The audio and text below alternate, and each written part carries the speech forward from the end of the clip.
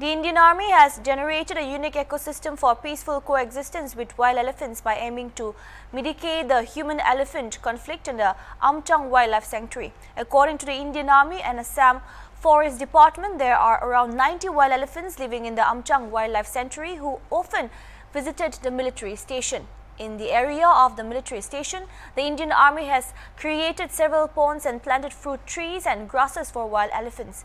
The Army personnel of the military station have made clear paths for the free movement of elephants. Major General R.K. Jha, General Officer Commanding GOC of 51 sub-area at Narengi, told ANI that first we should understand that it is their home and we have intruded. The Indian Army has also installed as many as 30 high-resolution CCTV cameras and night vision cameras in the military station to monitor the movement of wild elephants.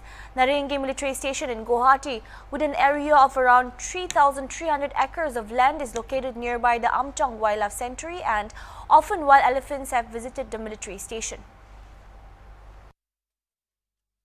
You know, we have a very good ecosystem, and I use the word again, socio-cultural issue.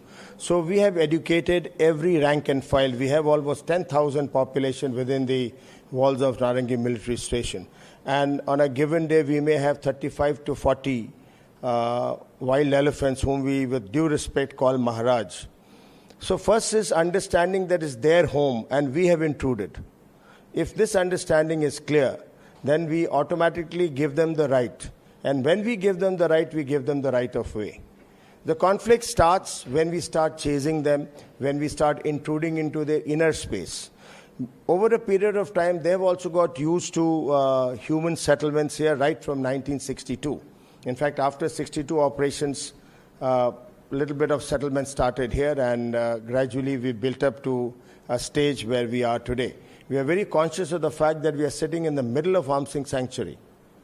But then this is also a national security imperative that we have to be here to provide the logistic support to our formations which are guarding our northern borders.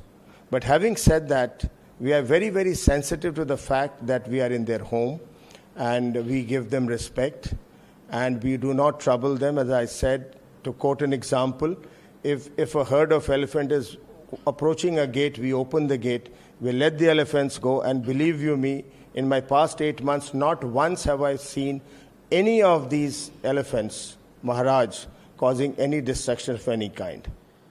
I would say only 3 points about the ecosystem. The concept of the entire ecosystem which is here in our Narengi military station is based on ensuring the preservation of environment.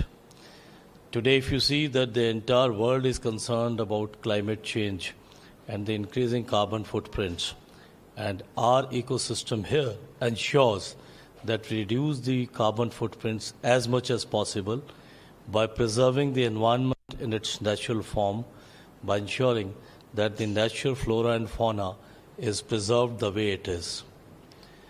The natural flora and fauna is one aspect. Second aspect is the wildlife which is existing here.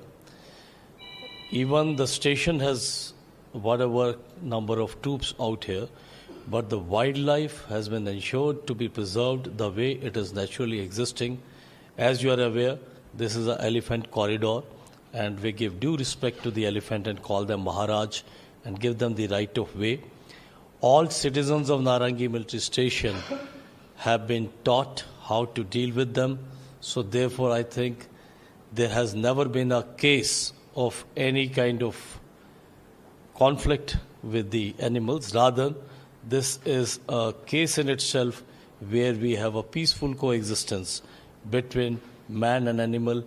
To be very, very specific, man and elephant, and to be further specific, man and the Maharaj.